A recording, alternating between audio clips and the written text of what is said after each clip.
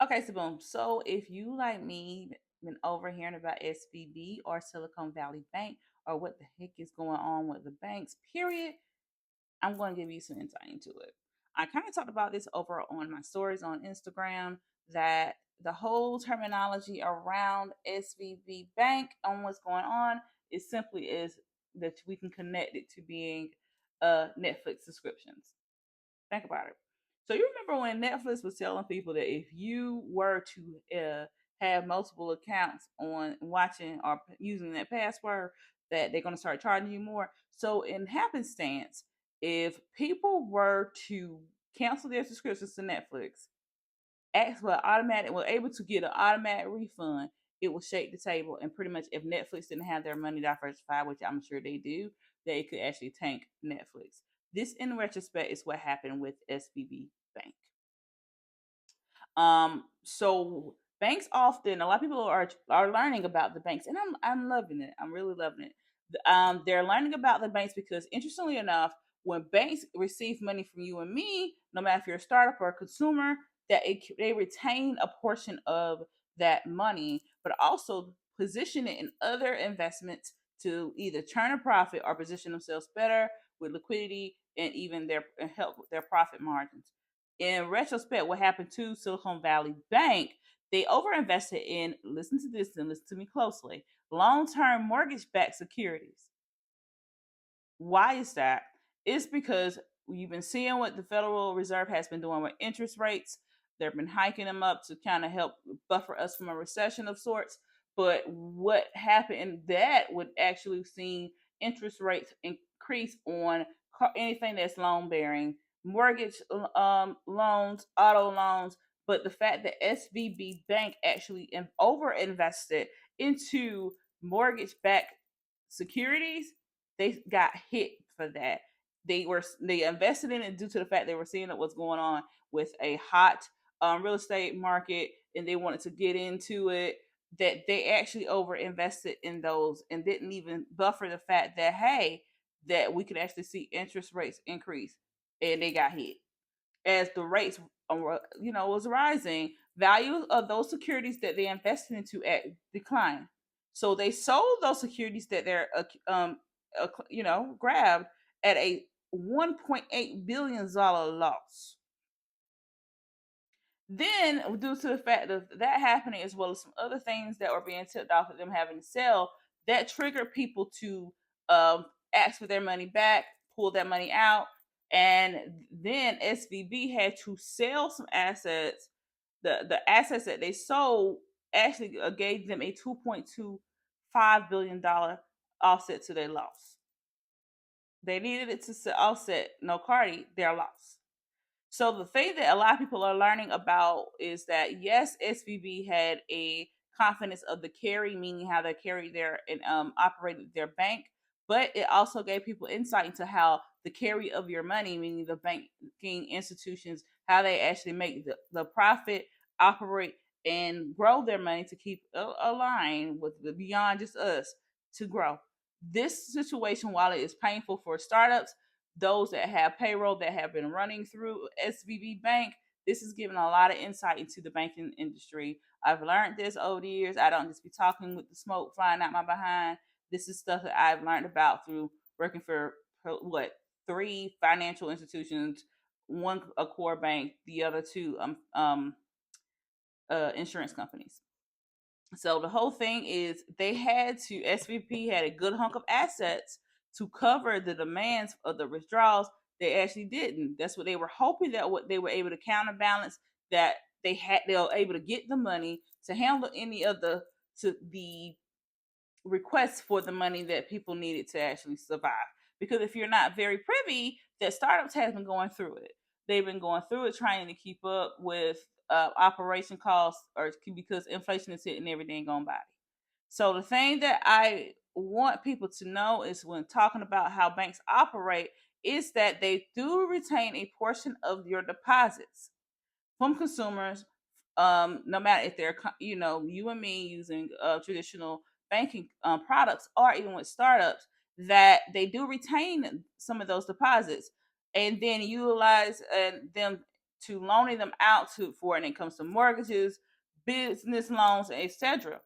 But the thing with SVB Bank is that a lot of their people, besides the Rukus, the Etsy's, that big old list that you probably seen around, floating around, with people that have a lot of money stream rolling through SVB Bank, that they weren't able to get from the big four, such as the Chase and the Wells, to get funding or be able to actually open up their account there. So while SVB Bank is getting a little bit of a mixed signal, they have been there for those people that really needed money or somewhere to land their money the most. The thing that I did see is that we actually had three banks fail in the last a week or two, depending on when you're watching this. And we even seen, well, who was the other one you said? The newest one, Signature Bank. I kid you not. But I felt that more are going to be coming when we saw what happened with SVB Bank, and Signature is the next one. But the thing that I've been seeing and I was waiting to is to hear these two terms that we use interchangeably are in the same sentence. The term too big to fail, or TBTF, or the other one being a systematic risk.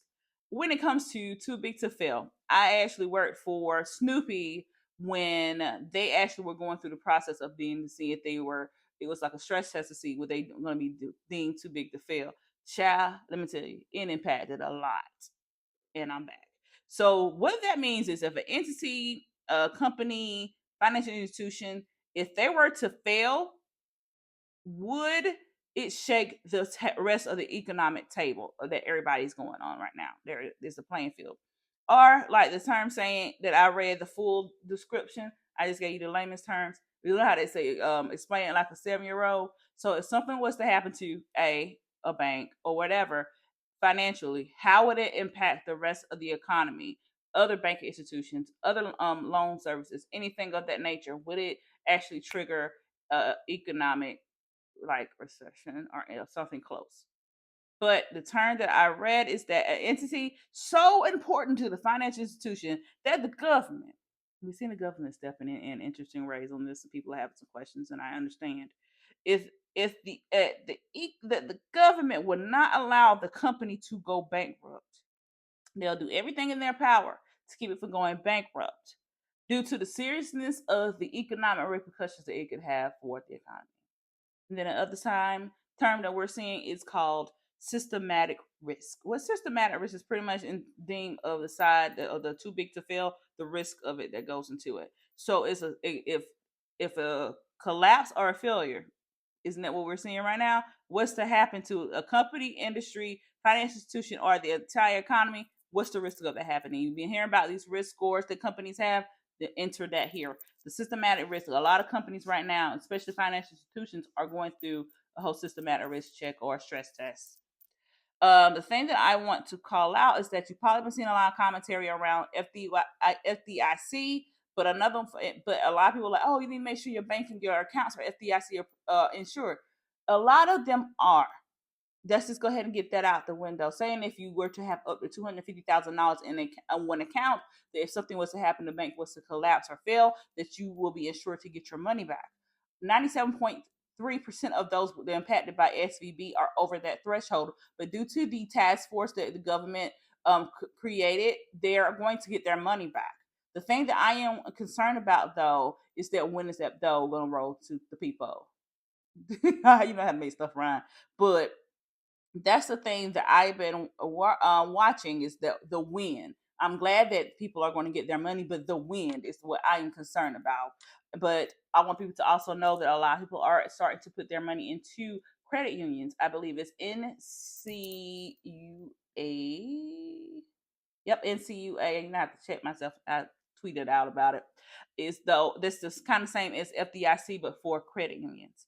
So the thing that I want people to be concerned about is that yes, they created this task force to help everything, but yet and still knowing that your money is 9.999% out of 10 safe. But a lot of people also are comparing what we're seeing right now to the sentiment of 2008. Listen, yes, the sentiment is still there, but I want people to, I've been saying this since the pandemic. I had to make that rhyme, didn't mean to, but here we are. That I want you to be very imperative to know that a lot of the things that we're seeing with the pandemic, inflation, and things, bank failures are kind of, but not kind of, they are parallel to what we saw in 1970 and 1980. Granted, I'm an 80s baby. I still have been researching and looking and toiling enough, especially with seeing being an impact person of the 2008 recession, to say, okay, this is different. But yet, still, I have a feeling that what we're witnessing right now is a combination of 2008 and 1970 and 78 and 70 and 80s. Why? It's because between 1970 and 1984, about 72% of commercial bank failures were resolved, similar to what we're seeing right now with SVB and other banks to come. I'm just saying the sentiment is there, but the systems and situations that we're seeing, the sentiment for is comparison in 2008 is there, but the systems and the situations that we're seeing is giving me 1970. It's that 70 show. Here we go. The thing that I've been also telling people, and I'm seeing more commentary around this, is that you should have multiple bank accounts. You should, and you should have multiple banks. Utilize multiple banks. You should. I'm seeing a lot of commentary on should this be true or not, and it's having people listen. You should have multiple bank accounts. I talked about this in the article with the Best Life, but you should also only have. You should have between 3 and 4 bank accounts. I told you how to do it on the 3B method. Also, you should only consider 1 to 2 banks. Why? Because you're going to get confused. If you're not as thorough and as me, that you're going to just to at least start with 1 to 2 banks, having 2 separate entities. You determine what bank accounts you need to have, what banks actually will offer the best products listing for you, and run to make that play. Start with 1 account, roll over to 2 accounts. Start with 1 a bank, and then roll over to the 2 banks. But in some sense, you need to diversify your money. You understand how that bank carries their money and the fees and the insured and all of the certifications that come to be, but also you need to be able to hold some kind of cash, because as we can see right now, this is not getting any better. But what I am worried about with this whole SVB situation is how it's going to impact not only the payroll, but the layoffs that could potentially come from that.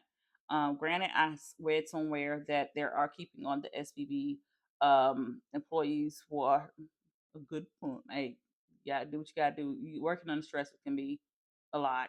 But they're keeping up them on for a while to get stuff settled, due to the fact that FDIC has stepped in to liquidate assets to return money to those that have been impacted.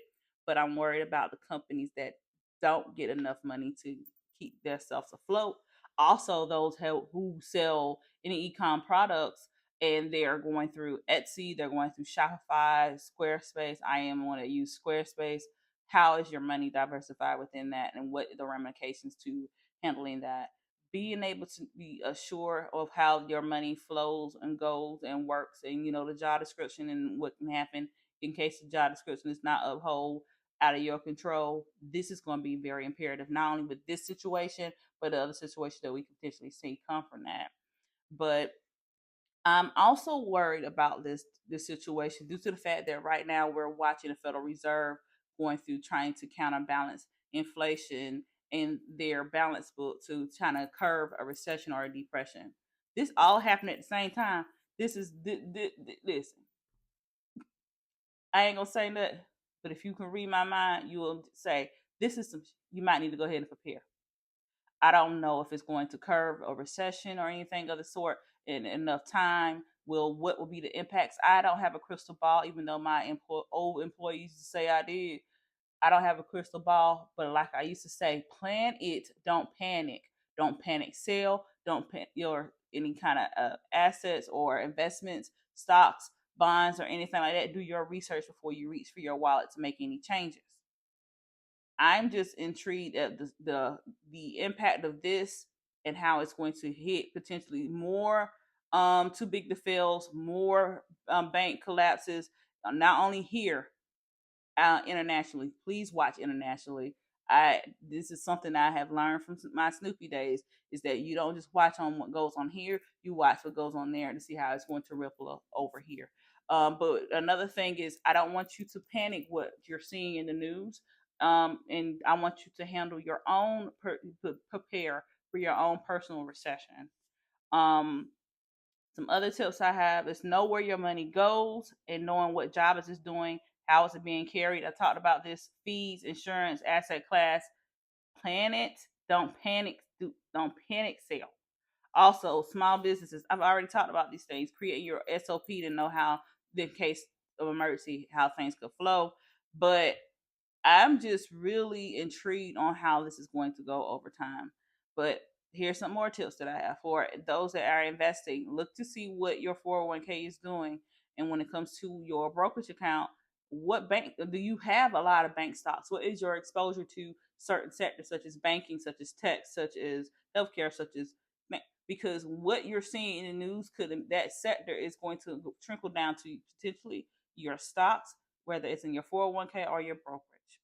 And then on the consumer side, meaning how you handle your money, like I said, do you understand the job that you have for your money? Understand your bills, decreasing any of the debt that you may have, but increasing income streams or exposure to money at times that you may need, and creating your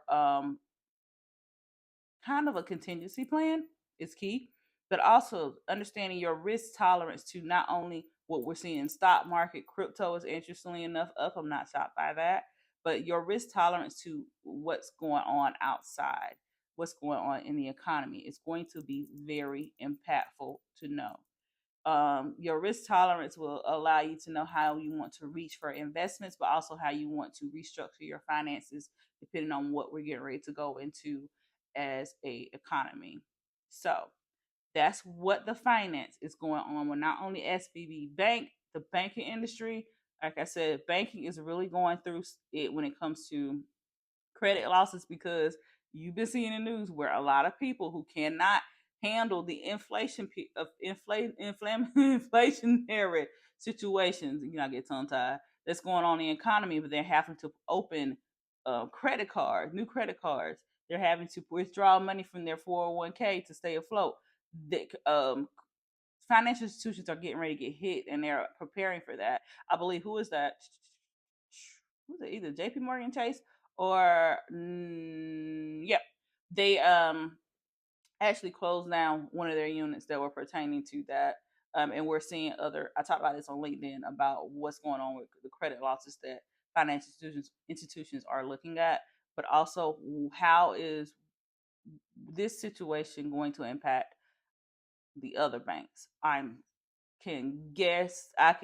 know for sure by the emails I'm receiving from my business bank, and yet and still, if the banks or that's consumer focused, they were on hand and aligned, they will go ahead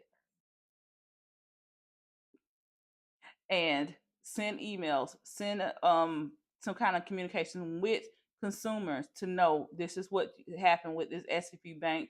This is not going to happen here, and this is how you can actually prepare just in case. Because if I have a feeling that this is getting ready to be just the start of what we're seeing with SVB Bank, but also what we'll be seeing with other institutions in the near future. Create your contingency plan, give yourself grace, and know that what we're seeing with SVB will not be the only thing that goes on in the economy. That's it.